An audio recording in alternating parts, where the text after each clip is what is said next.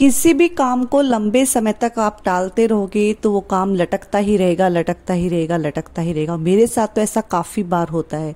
मैं सोचती हूँ ये काम शाम को करूँगी, शाम को सोचती हूँ सुबह करूँगी, वो लटकता ही रहता है। और फाइनली आज मैंने वार्डरोब जमा दी है मेरी बेटी की। होता क्या है, बच्चे एक कपड़े लेते हैं ना तो 4 कपड़े बिखेरते ही हैं, और सब बच्चों के साथ ऐसा ही है, और सब मम्मियाँ भी परेशान होंगी मेरे जैसे। तो मैंने आज उसके कपड़ों का सही तरीके से अरेंजमेंट कर ही दिया। मैंने सब कपड़े उसके हैंगर में लगा दिए जिसको फोल्ड करने की ज़रूरत ही ना पड़े। तो बस यहाँ पर कपड़े उसके अरेंज करने के बाद लग गई हूँ मेरी अलमारी सेट। और मेरी तो वैसे सारी अलमारी है, सभी अलमारी में मेरे कपड़े रहते ही हैं। ये तो देखो सबके साथ होता है ना। और तो बस यहाँ पर मैं जो मेरी ज्वेलरी बॉक्सेस हैं, इमिटेशन ज्वेलरी, और मेरी जो बाकी के मेरे पर्स वर्स रहते हैं, बाहर ले जाने के बैग्स रहते हैं, सभी को अच्छे से अरेंज कर दूंगी। और सभी चीज़ों को आप अच्छे से जब अरेंज कर देते हो ना, जब इसका फाइनल जब लुक आता है बहुत ही अमेजिंग आता है, और बार बार वो अलमारी खोल कर देखने का मन करता है। तो मैंने आज ऐसे ही किया। काफ़ी चीज़ें मेरी सेल्फ वाइज निकाली मैंने। सबसे ऊपर वाली सेल्फ साफ की, फिर मिडल की, फिर नीचे वाली की। इस तरह से आप करते हैं तो आपका टाइम भी कम कंज्यूम होता है और आपको गुस्सा भी नहीं आएगा। क्योंकि कभी ऐसा होता हम एक साथ सब कपड़े सब चीज़ें एक साथ जब बेड पर बिखेर देते हैं ना, बहुत दिक्कत आती है। मैं इसी तरह से काम करती हूँ तो मुझे आसानी भी लगती है और काम मेरा जल्दी भी निपट जाता है। Hello everyone, welcome back. और आपका मैंने स्वागत तो किया ही नहीं, बस मेरी बकबक है वो शुरू हो गई थी। ऐसा ही होता है जब काम में बिजी होता है ना इंसान, तो उसका दिमाग चलता ही नहीं है कि फर्स्ट प्रायोरिटी क्या है, उसको क्या करना है। बस आज धुन लग गई थी, अलमीरा सेट करनी है तो करनी ही है। अलमीरा सेट करने के बाद बेडशीट जरूर चेंज की, और बेडशीट चेंज नहीं करते ना वो रूम में लुक ही नहीं आता है। तो बस यहाँ पर बेडशीट बाद में लगाएंगे, पहले बच्चों वाले रूम में चलते हैं। वहां भी काफी बिखेर के रखा है। मतलब काम आपके लिए बहुत सारे हैं, बस करने वाले की हिम्मत होनी चाहिए। तो बच्चों ने लैपटॉप, प्रिंटर, सभी चीजें बेड पर इस तरह से बिखेर के रखी है जैसे कि 24 घंटा यहाँ देखभाल करने के लिए कोई अवेलेबल है। और हाँ भाई, है बच्चों के लिए उनकी माँ रहती है, और जब तक माँ रहती है बच्चे को कोई टेंशन नहीं रहती है। बच्चे हर चीजें माँ पे ही छोड़ देते हैं। तो बस अब चलते हैं बच्चों का रूम सेट करने के बाद बाहर की ओर। बाहर देखते हैं क्या हालत है।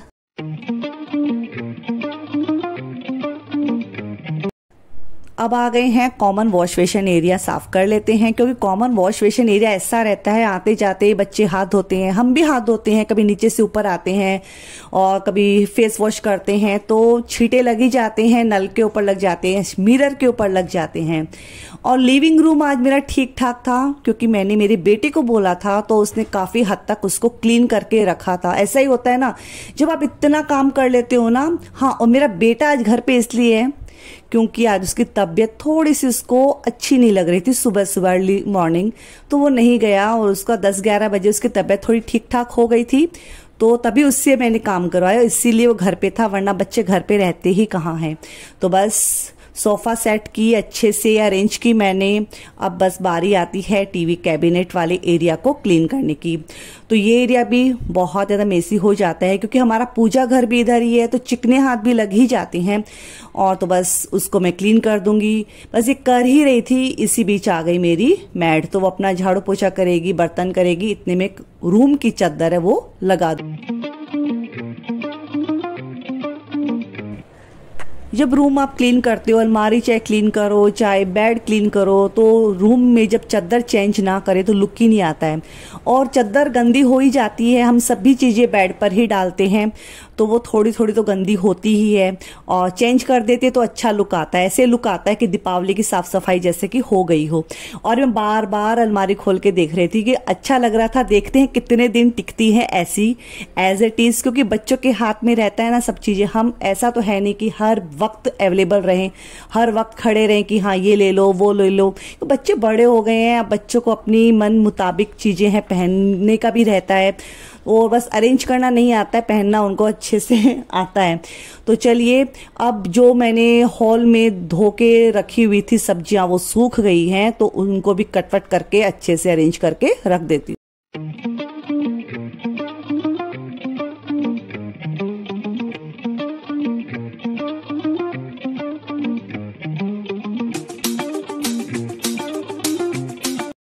बस यहाँ बज गए हैं शाम के 4 या 5 तकरीबन बजे होंगे। मैं बाहर निकल गई मार्केट में कुछ काम से, और बारिश अच्छी खासी हो रखी थी। अब गई, उसके बाद और शुरू हो गई, तो काम तो मेरा आधा अधूरा ही हुआ, लेकिन थोड़ी मैं गीली भी हो गई। ऐसा ही होता है, आप बार बार जब उतरते हो चढ़ते हो कार में तो गीले होने ही होने हैं। छाता भी आपके पास होगा तो वो भी आपको बचा नहीं सकता। तो घर पे आई तो बेटी ने चाय बना के रखी थी। मैं बना के क्या रखी थी, कॉल किया, बेटा बना देगी क्या, तो बोली हाँ मामा तो बना यहाँ दूँ। पर सब मैंने बना ली है चाय, और आज मेरी शक्ल कितनी गंदी हो रही है ना, मतलब ऐसे लग रहा है कि पता नहीं, मैं अजीब सी आंटी वाली फीलिंग आ रही है। एक तो बिंदी बड़ी बड़ी लगा रखी मैंने। तो चाय को छान लेती हूँ। बेटी होने का ये सुख है कि आपको कुछ काम ऐसा है, आप बेटी को हक से बोल देते हो और बेटी वो काम कर भी देती है। तो बेटी और बेटा में ये सबसे बड़ा फर्क होता है, और इसको मैं मान चुकी हूँ इस बात को। तो अभी मैं चाय को छान लेती हूँ, क्योंकि मैंने वहां से फोन किया था, मेरे बाल पूरे गीले हो गए। आपको लग रहा होगा मैंने तेल लगा रखा है, कोई तेल वेल नहीं लगा के रखा। पूरे बाल एकदम से गीले हो गए थे। जैसे ही कार से उतरी बारिश शुरू हो गई, तो चाय पीते हैं गरम गरम, और जो हरारत है बॉडी की वो निकालते हैं। आज मैं यथार्थ को दिला के लाई हूँ कपड़े। मतलब कुछ भी फेस्टिवल हो, कुछ भी ओकेजन हो, हमारे यहाँ तो मतलब पहले शॉपिंग के लिए निकलना ही पड़ता है। कहीं भी जाना आना हो, मतलब नुक्कड़ पे भी जाते हैं तो शॉपिंग के लिए निकल ही जाते हैं। चलिए, कल तो इसका जन्मदिन है मेरी बेटी का, तो इसके लिए लेके आई हूँ मैं जींस, और इसकी टी शर्ट्स तो मैं थाईलैंड से ले आई थी। वो तो आपको दिखाई नहीं मैंने अभी तक। सच बताऊं, वो सूटकेस अभी तक वैसी की वैसी रखी है। मतलब कुछ भी, मतलब किसी को दे दिया सामान उसमें से निकाल कर, और किसी को बाकी है, और काफी कुछ तो हमारा खुद का ही उसमें है। तो बस दिखाती हूँ आपको, और देखती हूँ इसी वाली वीडियो में आपके साथ वो वाला शॉपिंग मेरा जो है थाईलैंड का, वो होल वीडियो शूट कर लेती हूँ और आपके साथ शेयर कर देती हूँ। तो चलिए चाय पीते हैं, वरना सर भारी हो जाएगा, और बालों को पोंछ लेती हूँ सूखे तौलिए से। बस चाय वाय पीने के बाद दिया बत्ती किए, दिया बत्ती करने के बाद बस लग गई थी काम में, और चाय पीने के बाद एनर्जी आ गई थी, तो फटाफट से दाल बनाई, भिंडी की सब्जी बनाई। भिंडी कट की हुई थी, फटाफट से बना ली, टाइम नहीं लगा, और आटा लगा के रख दिया। अभी खाने में वक्त था, तो जो काम पेंडिंग था, ये काम तो मेरा रह ही गया था। मैं निकाल के रखी थी कि चलो अभी 1 घंटे का काम है, बाहर से आऊंगी तब कर लूंगी, लेकिन मुझे क्या पता था इतना टाइम लग जाएगा। तो बस अब ये फटाफट से ये वाला काम कर देती हूँ। जितने भी ठाकुर जी के कपड़े हैं उनको बास्केट में अच्छे से अरेंज कर देती हूँ। और ये 1-2 पोशाक है मैंने लॉकडाउन के टाइम बनाई थी, और हाथों से ही बनाई थी, सिलाई मशीन से मुझे इतनी अच्छे से नहीं आती है। तो बस वही आपको दिखा रही थी। वह ठाकुर जी के कपड़े बहुत अच्छे से मैंने अरेंज कर दिए।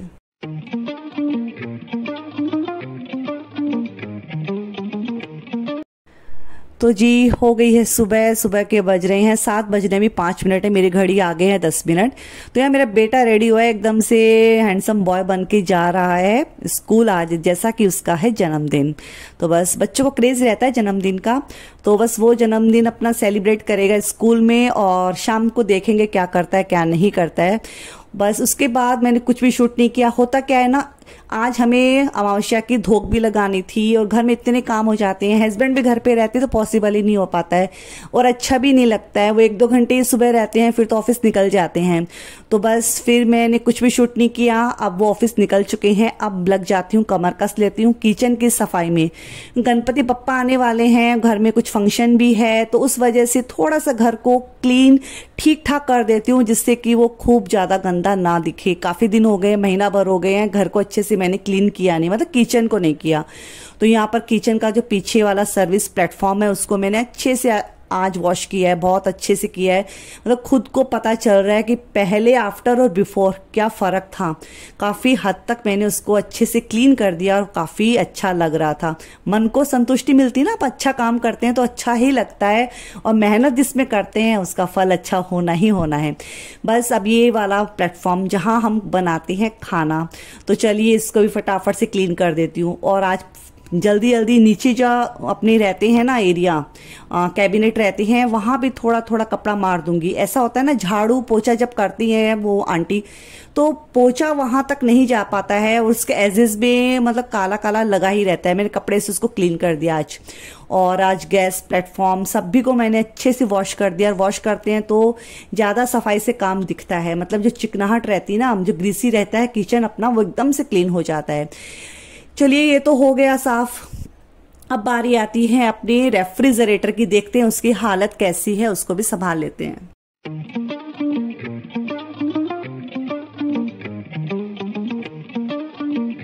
यहाँ फ्रिज को संभालने से पहले मटका है उसको थोड़ा फिल कर देती हूँ और बाहर से उसको वॉश कर देती हूँ। मटके के अंदर कभी भी हाथ डाल के साफ नहीं करना चाहिए, वरना वो खराब हो जाता है। तो चलिए हो गया किचन साफ। और मैं अपना पार्ट, मतलब जहाँ ढेर सारा खजाना होता है किचन का, जी हाँ, रेफ्रिजरेटर, इसको भी देखते हैं। और काफ़ी चीज़ें इसमें ऐसी रखी थी जो 1 या 2 दिन पुरानी थी। इस बार ऐसा ही हुआ मेरे साथ, मैंने देखा ही नहीं। होता है कभी कभी, चलता है। देखिए हम रोबोट थोड़ी हैं, हम भी इंसान हैं, कभी कभी ऐसा हो जाता है।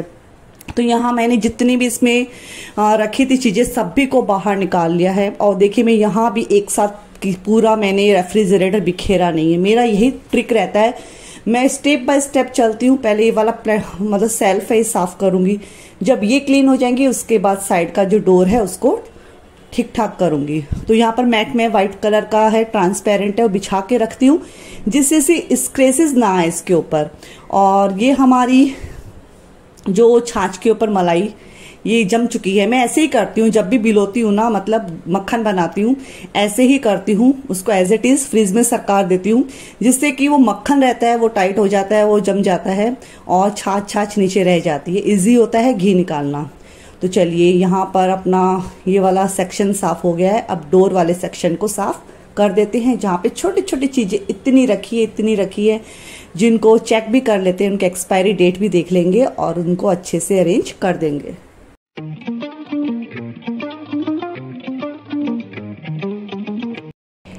एक राज की बात बताऊं, मैंने रेफ्रिजरेटर मुझे लिए हुए 1 साल हो गया है। मैंने अभी तक इसको जो डीप क्लीन है अभी तक नहीं किया है और जरूरत ही नहीं लगी। इतना गंदा मैंने जैसे कि आज इसको साफ किया तो लगा ही नहीं कि मतलब ये 1 साल से मैंने इसको टच भी नहीं किया। ऐसे देखो हल्का हल्का हाथ मारते रहते हैं, वो अलग बात है, लेकिन इस तरह से पेपर को उठाकर साफ करना और ये डोर के सारे सामान निकालना, इस तरह से मैंने कभी नहीं किया था।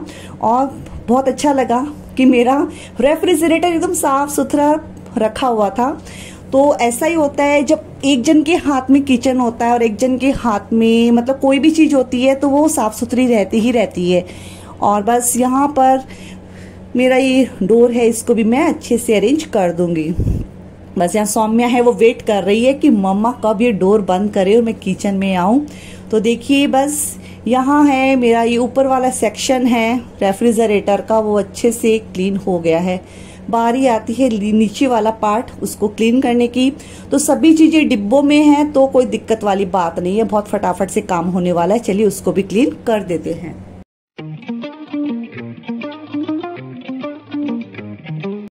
तो यहाँ जितना भी सामान है डिब्बों में रखा हुआ उसको पहले मैं सभी डिब्बों को बाहर रख दूंगी।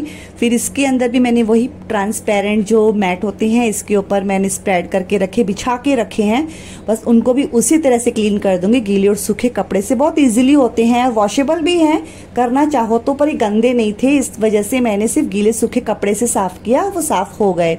और इस तरह से बिछा देते हैं तो देखिए कोई भी स्क्रैचेस नहीं आता है। और कोई सामान यदि बाई चांस गिर गया तो इसके ऊपर गिरेगा तो क्लीन करने में वो इजी रहता है। तो बस फटाफट से ये वाला सेक्शन है मैं इसको अरेंज कर दूंगी। और अरेंज करने के बाद जो फाइनल लुक है वो आप देखिए कैसा लग रहा है, बताना।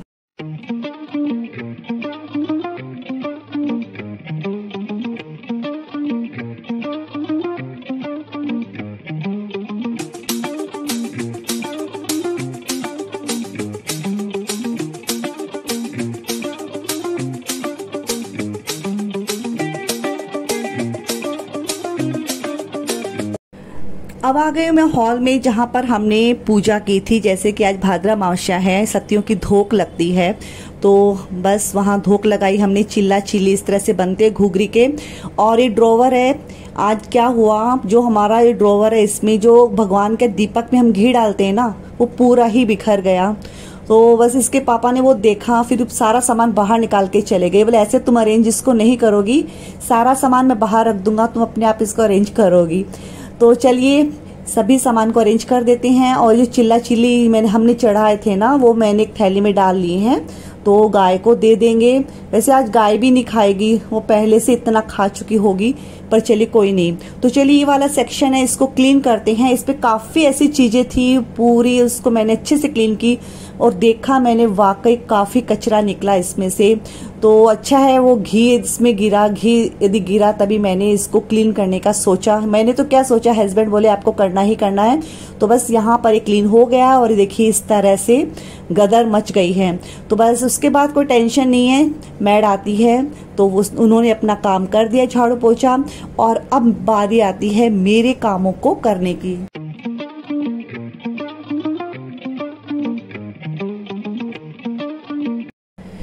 बस इस वक्त तक जो मैड हमारी वो भी आ गई थी, उन्होंने अपना काम किया, झाड़ू पोछा और बर्तन। देखो वो भी आते हैं तब भी घर में ढेरों काम होता है। आप अकेले के भरोसे, चाहे मैं हो चाहे वो हो, हम घर को नहीं छोड़ सकते हैं, पॉसिबल ही नहीं है। पागल हो जाएंगे यदि इस तरह से पूरा दिन लग जाएगा काम करने में। वो सफाई वाला काम नहीं हो पाएगा, फिर तो वो आंख बंद करने वाला काम हो जाएगा। बस ठीक है, हो गया। तो बस यहाँ पर घर मेरा इस वक्त तक एकदम नीट एंड क्लीन हो गया था। कपड़े मैंने वॉश करके सुखा दिए थे, पहले दिन के कपड़े हैं, उनको फोल्ड करूंगी। ऐसा ही हो रहा है, 2-3 दिन से काफी अच्छी खासी बारिश हो रही है। अब बज गए हैं घड़ी में 1:15 और घर हो गया है मेरा neat and clean and well organised. तो इस तरह से आप घर को नीट एंड क्लीन रख सकते हो। बस ये था मेरा छोटा सा क्लीनिंग वाला वीडियो। पसंद आया तो लाइक कीजिए, कमेंट कीजिए, चैनल को सब्सक्राइब कीजिए।